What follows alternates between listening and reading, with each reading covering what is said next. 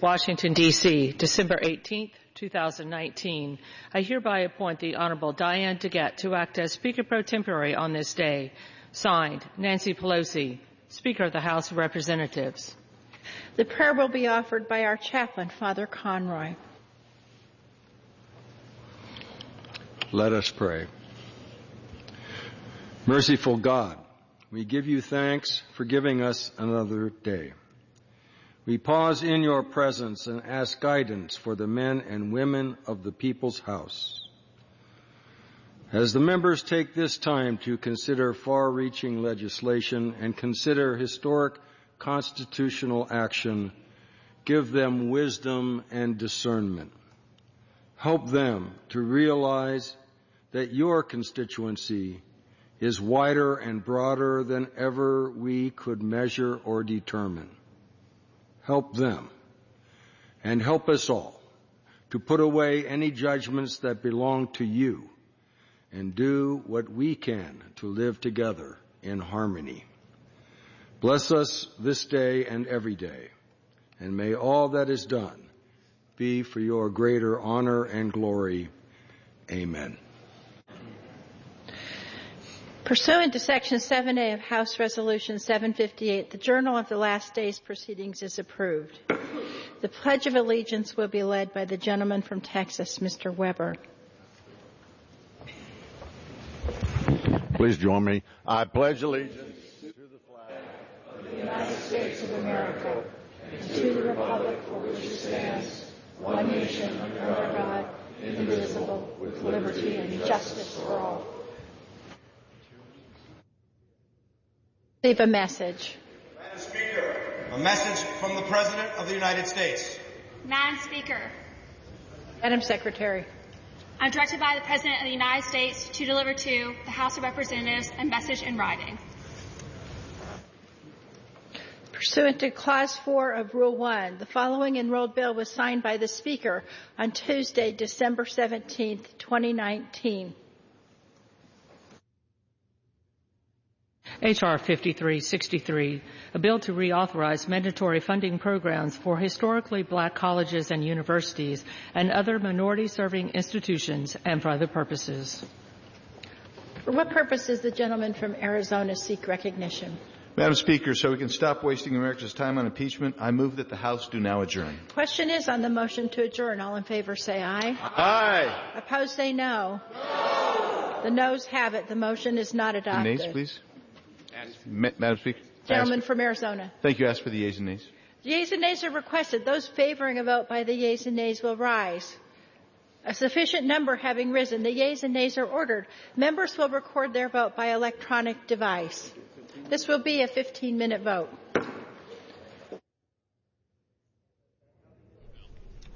For just the third time in U.S. history, the U.S. House will likely vote today to impeach a president. 2 articles of impeachment facing President Donald Trump: abuse of power and obstruction of Congress. Here's how we expect the day to lay out ahead of us. Coming up in the next several minutes or so, the House will undertake debate on the rule for how they're going to proceed today, the floor debate in the U.S. House. That rule debate expected to last an hour or so, so sometime between 10 and 11 they will vote on that rule. That rule allows for 6 hours of general debate, and we expect sometime between 6:30 and 7:30 there will be a vote on the 2 articles of impeachment. But a delaying measure here by Republicans on the impeachment debate, a motion to adjourn made by Republicans. And for some context to that, the chair of the Rules Committee yesterday, Jim McGovern, read a letter from Republicans that said, quote, "We will avail ourselves of every parliamentary tool available to us in committee and House floor to highlight your inaction, translated to try to delay and make this process as impossible as it can be made." That from Republicans read at the House committee meeting, the Rules meeting yesterday, by Jim McGovern. It's a 15-minute vote. We expect some more of these throughout the day here in our coverage on C-SPAN throughout the day as well. And as this vote continues, we'll bring you some comments from Republican leaders yesterday as the Rules Committee was wrapping up. Hi, everybody. Thank you for joining us tonight. We're obviously here on the eve of what is going to be a sad day, what's going to be a solemn day. And when we say that, we actually really mean it. We've heard the Democrats again and again and again talk about how heartbroken they are that they're going down this path. But their actions demonstrate that for them, those are just empty words. The Democrats have been gleefully proclaiming their desire to impeach this president since he was elected. We've now just seen this afternoon video of Congressman Raskin at a rally before the president was even sworn into office, talking about how he plans to vote, or he may well be voting to impeach this president. What we know is that they've been operating in a way that they have been conducting themselves in secret. They've abused the rules. They've abused their power. They've denied due process. They've disregarded the facts, the evidence, instructed witnesses not to answer Republican questions, used focus groups to decide what crime they should accuse the president of. And yet, despite all of these abuses, the Democrats have failed to prove their case. Republican Conference Chair, Congressman Liz Cheney. They are continuing to proceed forward in what is a very partisan and reckless matter. Indeed, you heard a liberal constitutional law professor testify. This is not just a woefully inadequate basis for impeachment. In some respects, it is dangerous. Nowhere in the Constitution does it say that you can impeach a president without direct evidence. Nowhere in the Constitution does it say that you can assume impeachable conduct. Nowhere in the Constitution does it say if you are angry at the president, or if you are angry at the opposing party, or you disagree with his policies, or you are afraid you can't beat him in the next election, that you can just assume impeachable conduct. Yet that's what the Democrats are doing. Tomorrow, they're going to bring articles of impeachment to the floor, articles of impeachment that have the potential to do grave damage to the Republic, to this House as an institution, to the Constitution, and to the voters all across this country who believe rightly that the decision about who sits in the White House should be theirs, not Nancy Pelosi's, not Adam Schiff's, certainly who do not agree with and do not believe in the kind of partisan process we're going to see tomorrow. We in the House Republican Conference are going to remain united. We're going to continue to stand up for the Constitution. We're going to continue to stand up for the rule of law. And we are going to look forward to the day when we are back in the majority. And we certainly are not going to commit the kind of offenses to the Constitution and abuse of power that the Democrats have been engaged in now ever since they took over. With that, I will turn things over to our whip, Mr. Scalise. Thank you, Liz. Tomorrow's impeachment vote will be a stain on Nancy Pelosi's legacy as Speaker. From the very beginning, you could see that this was more about settling a political score, a personal vendetta against President Trump, where the most radical elements of Speaker Pelosi's base called for impeachment before he even took the oath of office. And so instead of searching for facts, which, by the way, tomorrow will mark the first time in our country's history where a president was impeached on a party line vote. Never before has that been done. In fact, the only bipartisan vote tomorrow will be against impeachment.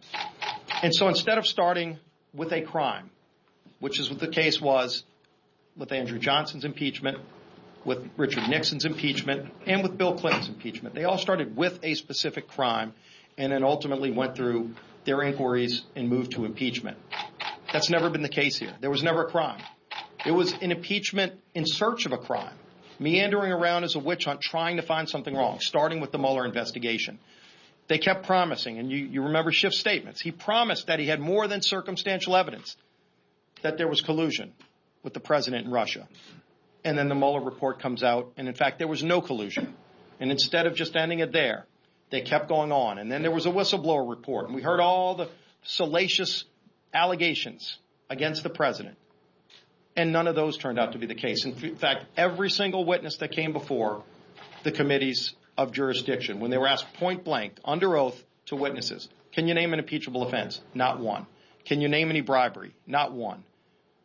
And again, at that point, you would have thought maybe cooler minds would prevail, and they would move on to actually working to solve the problems that people across this country face. When there was a unanimous bill that came out of committee to lower drug prices, literally a layup, waiting to be sent to the president's desk, where every Republican and every Democrat on the Committee of Jurisdiction voted to lower drug prices and to bring generics to market quicker so that families could be paying less today for their drugs at home, which is a major problem. They wouldn't bring that bill to the floor because they were so fixated with impeachment. And so this obsession continued, and it's going to play itself out tomorrow. And it's going to be a sad day. But again, when you look throughout history, when they focused on the facts, those were the times that they produced bipartisan votes. The facts here have strongly supported the president. The Zelensky call, you asked Zelensky, and he said he appreciated the phone call.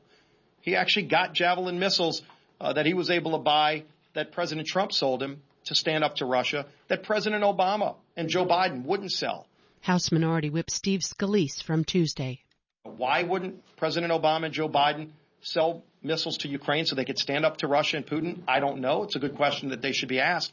But President Trump did. In his first year, he sold those Javelin missiles. There was no exchange of any quid pro quo. There was no investigation. He did it because it was the right thing to do, and he was stood by an ally. And President Zelensky thanked him for that. In fact, when asked, President Zelensky said there was no pressure on the phone call. He got the aid, and ultimately there was no investigation. And yet they still march on.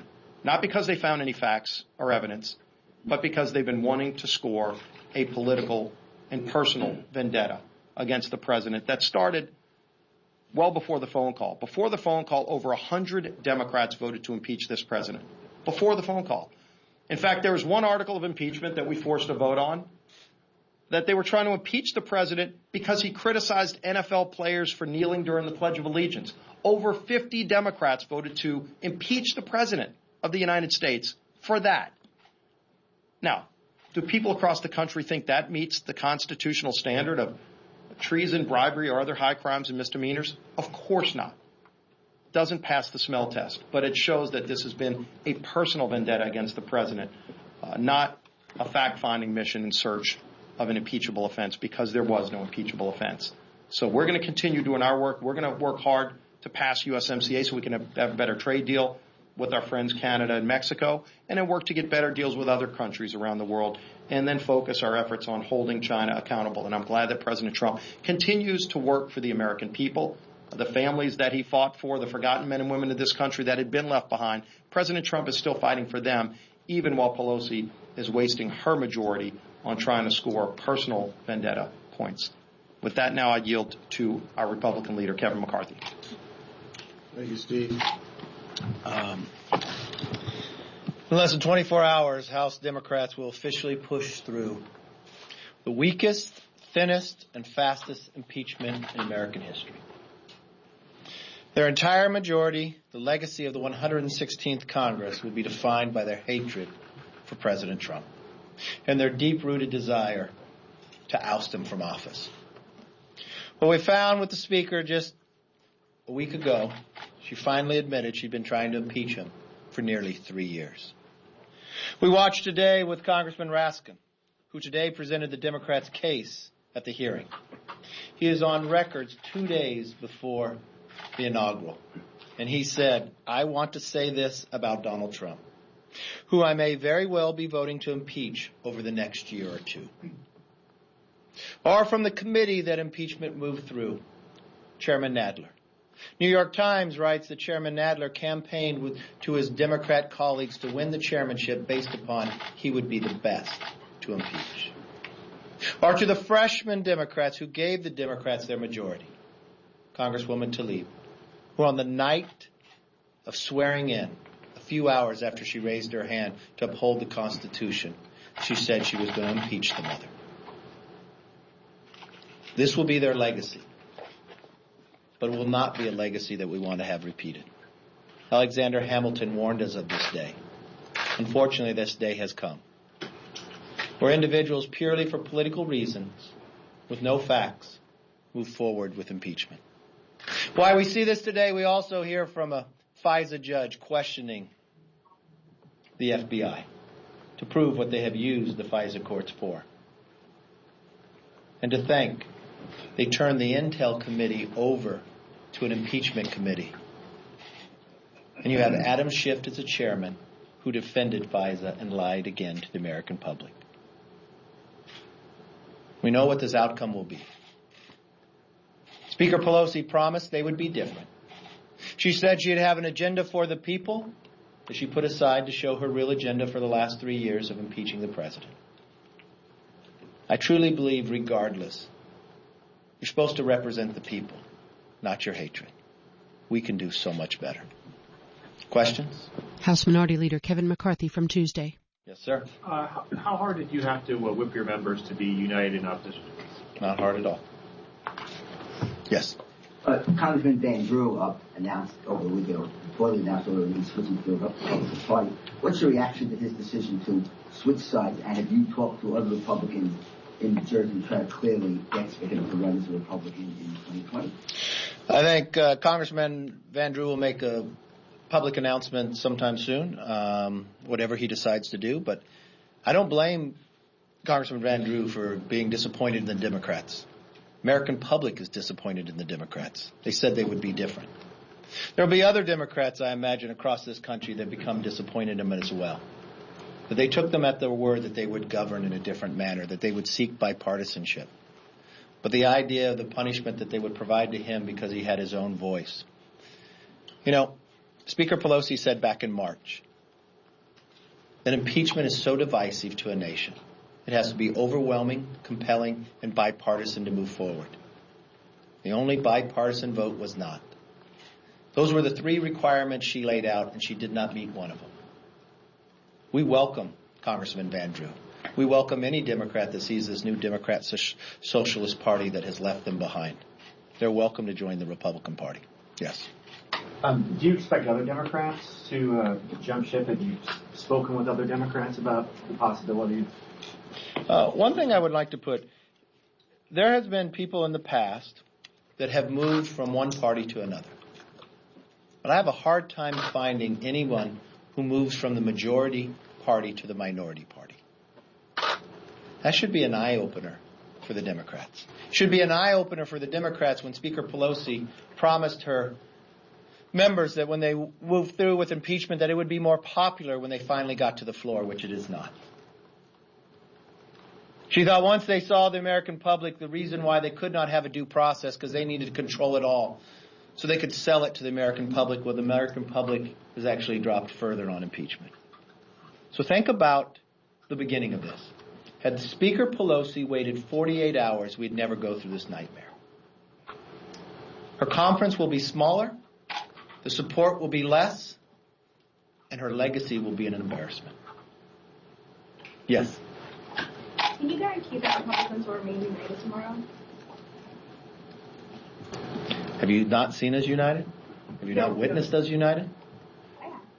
The reason why I know we'll stay united is because the facts are on our side. The reason why I know the process has been failed, they picked a timeline and they stuck to their timeline without having any facts for it. If you stick to Speaker Pelosi's requirements, she will have failed on all 3. Any other questions? Yes, ma'am.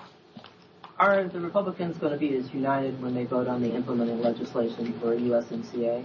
I think we'll have a very strong Republican vote. Everybody, or? No.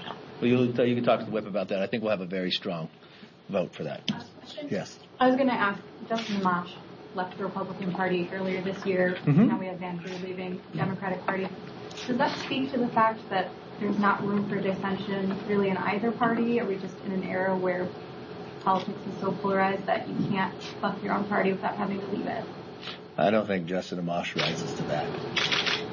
I think it's on a different level. Much more on a different level, yes. Look, the Republican Party is a very open party. Ronald Reagan was a Democrat before he became president. Many times, if you look at the Democratic Party today, it's not the Democratic Party of old. Even the new freshman members don't call themselves Democrat. They call themselves Socialist Democrats. So I don't blame Democrats who feel they're leaving the party because the party left them. So yes, there could be others who join with us. Because I know there'll be more who join with us in the election, just as others joined with voting for President Trump. And I think if they continue to govern this way by not solving one problem, by putting their own personal beliefs ahead of their own districts, by not keeping their promises, I think they'll have a hard time keeping people in their party. Thank you. That is House Republican leadership from yesterday. On the floor of the House now, the first vote of the day, Republicans made a motion to adjourn as the day got underway. Not totally unexpected. Republicans looking to delay the procedures here on the House floor, but it's laid out like this. We expect that the House at some point in the next hour or so will begin debate on the rule for consideration of the impeachment resolution. That impeachment resolution has two articles in it on obstruction of Congress and also abuse of power against President Trump. The debate time, the debate window for those two articles is set to be 6 hours, but that too could be delayed and could be extended. Our Capitol Hill producer, Craig Kaplan, he's at Craig Kaplan, by the way, on Twitter, tweeting that we do expect additional delaying tactics or votes after this one. He also says that Speaker Pelosi will be in the chair presiding over the chamber during the impeachment votes later today. We expect, as we heard from our colleague John McCardle earlier, that Diana DeGette of Colorado will be in the chair most of the day. Again, 6 hours of debate, actual debate on the articles themselves expected. So about 120 votes left here. The clock has wound down, as it often does on the House floor. But let's show you how the day began here in the U.S. House with the opening prayer. The prayer will be offered by our chaplain, Father Conroy. Let us pray. Merciful God, we give you thanks for giving us another day. We pause in your presence and ask guidance for the men and women of the people's house. As the members take this time to consider far-reaching legislation and consider historic constitutional action, give them wisdom and discernment. Help them to realize that your constituency is wider and broader than ever we could measure or determine. Help them, and help us all, to put away any judgments that belong to you and do what we can to live together in harmony. Bless us this day and every day, and may all that is done be for your greater honor and glory. Amen. And the opening prayer this morning from the House Chaplain, Father Conroy, here on C-SPAN live coverage, as always, of the U.S. House and what's expected to be their final week of 2019, but a long day ahead with consideration of two articles of impeachment against President Donald Trump. First, though, debate coming up on the rule, and that will allow for the 6 hours of debate.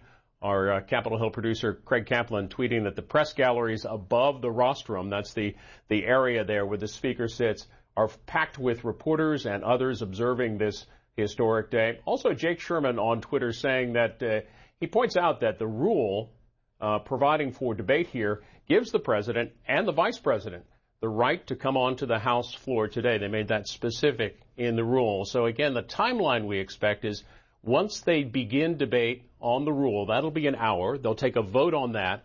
And if they approve the rule, there will be 6 hours of general debate. But again, it could be delayed by further votes from Republicans and others or recesses. So it looks like as of this point, they've tentatively scheduled a 6:30 to 7:30 p.m. Eastern window for votes on those two articles of impeachment. You're watching live House coverage on C-SPAN. And listening to live House coverage on C-SPAN radio, Craig Kaplan over at the Capitol has just tweeted that House Judiciary Committee Chairman Jerry Nadler is now in the House chamber for debate on the articles of impeachment resolution, which was approved by his committee last Friday morning.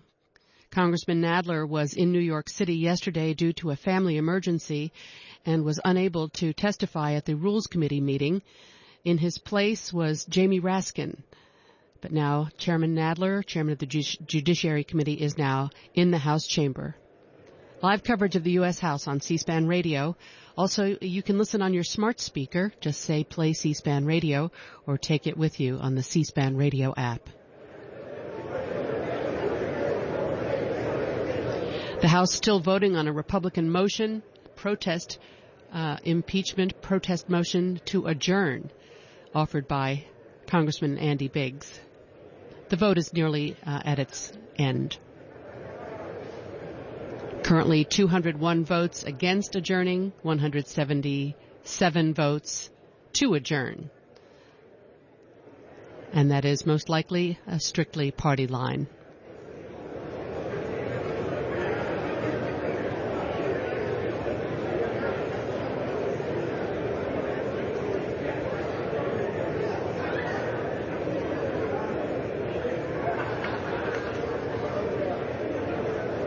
And earlier on Washington Journal, John McArdle kept us up to date on what's happening in the news this morning. And here is John McArdle on the letter that President Trump sent to House Speaker Nancy Pelosi from last night.